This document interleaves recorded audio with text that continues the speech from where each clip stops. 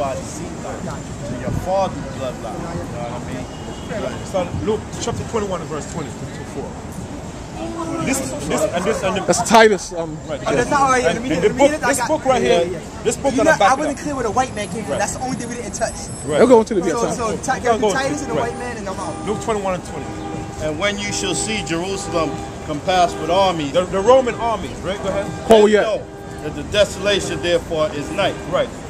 Then let them which are in Judea flee to the mountains. In the mountain, it's talking about the west coast of Africa, and also a mountain called Masada. Masada was the last stronghold of the Israelites, okay, for safety. Then later on, they were destroyed by the Romans. Go ahead.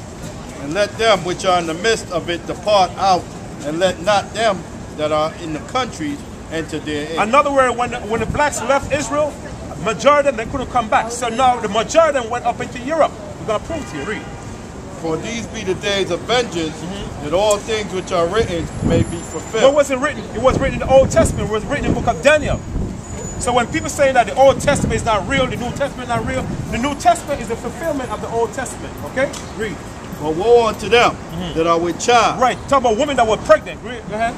And to them that give suck in those days. Go ahead. For there shall be great distress in the land, In the land of Jerusalem. Go ahead. and wrath upon the people. Well, wrath upon the people, because the Most High prophesied that we're going to be destroyed by the Romans. And the Romans known today as the Italians.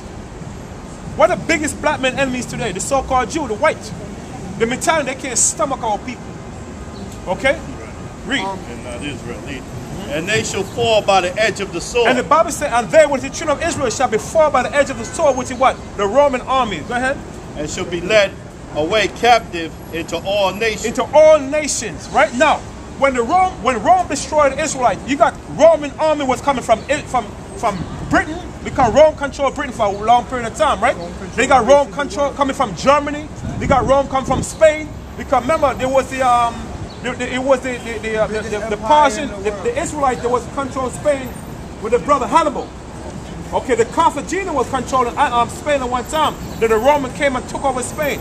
That's why Rome became an empire when it took down Spain in 264 BC. Okay, read. And Jerusalem shall be trodden down of the Gentiles, and to the time of the Gentiles be fulfilled. And to the time of the Gentiles be fulfilled, meaning their rulership. Now, let's read this book right here. We're going to prove to you what's happened. It's a book called The Heritage of the Anglo-Saxon Race, right? Page 78. Let's see what it's linking up. Huh? What's the Anglo-Saxon? The Anglo-Saxon were blacks that was in England. They were a Germanic tribe. They came to England, they would call themselves Anglo-Saxon, which means angelic sons of Isaac. They didn't call themselves that. It was the Roman that called us that, which means angelic sons of Isaac. Now let's see what it said on page 78. Where we are highlighting. Page 78. Read it. A new city arose on the ashes of the old. You see, a new city arose. What new city? Jerusalem under the Romans. Okay? Read. Occupied by Roman colonists. See, occupied by the Roman colonies. Go ahead. But no Jews was ever permitted to enter. You see, we just read that, right? Go ahead. On the pain of death.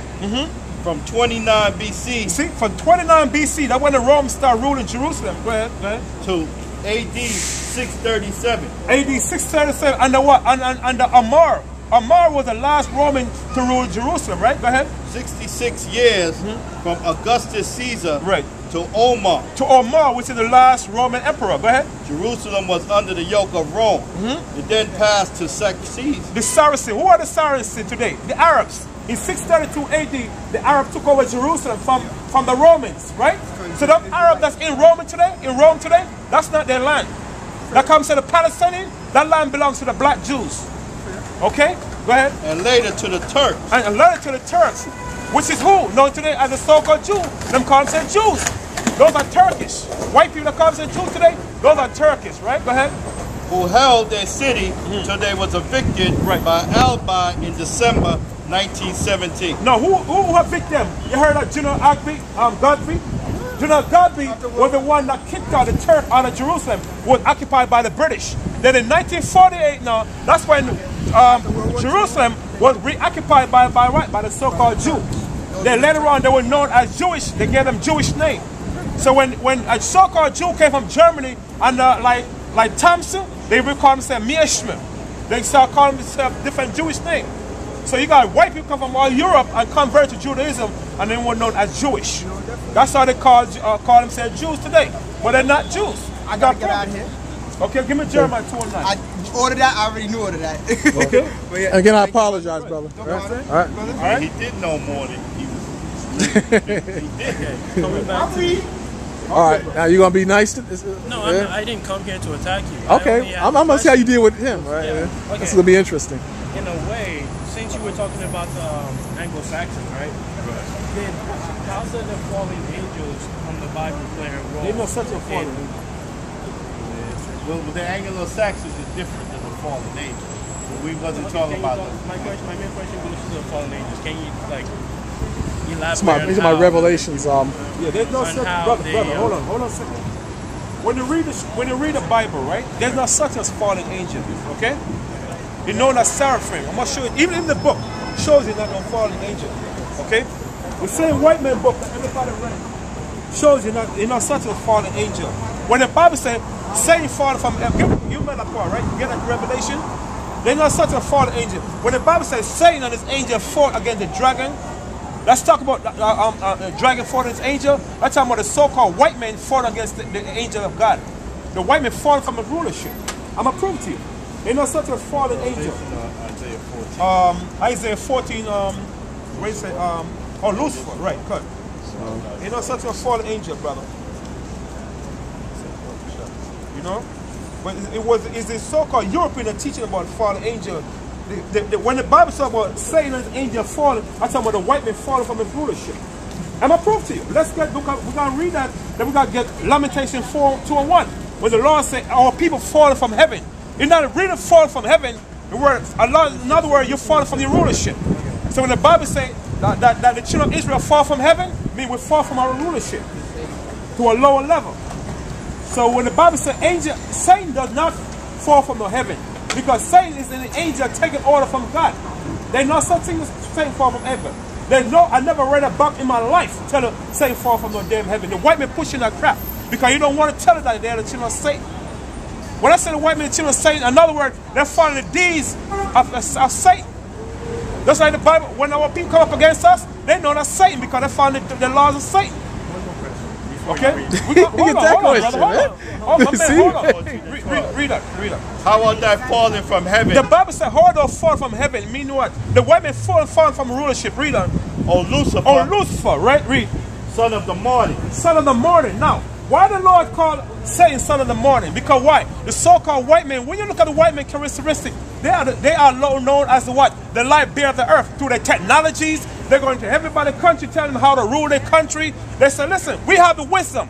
We have the cell phone. We have the technology, the telephone all over the world and so forth. The computer. Everybody, the white man want to be the light bearer of the world. He want to tell the whole world that you have to rule under me. That's what the Bible said, the light bearer. In other words, what does a light do? A light gives you light so you can see, right? So the white man telling you that he's the light bearer of the earth. If you don't follow him, then you're in darkness. That's why the Bible says Satan, the light bearer of the earth. Another name for Lucifer is light bearer too. Right, exactly. So what up? Is the light bearer the same as what's his name? Prometheus. Prometheus. You're talking about the Olympian god, Greek god, right? Go ahead. How are that cut down to the ground, which did weaken the nation? No. When you ask yourself the question, did Satan weaken the nation? No. How did the white man weaken the other nation? By having the nation at war against each other, right? They bombed the hell out of the Palestinians. The Palestinians don't have no weapon to defend themselves, right? They bombed the hell out of any country that come up against the white man. He bombed the hell out of them. That's how you weaken their nation. They weaken their economy. They go to other countries. They destroy the economy and everything. Just like they did with Cuba. They put embargo on Cuba because Cuba would not follow what the white man said. Go ahead. Sorry. Also, he weakened the nation by what? Divide and conquer. Right. Setting up certain leaders that's going to cater to America. Most of the leaders, even in the Middle East, most of them is educated in either England or America right here. So basically, what they're going to have is the American doctrine and way of life set up for America. Right. So he's weakening nations also by dividing them and putting his puppet leaders in all these lands. Okay, that's why he got rid of Iraq. I mean, he got rid of Saddam Hussein. Gaddafi. He got rid of Gaddafi. He gets rid of a lot of African leaders. He gets rid of the ones that's rebelling against him and put up these puppet leaders that he have trained to bring in his agenda. Right, And that's another way he's weakening the nation. Right.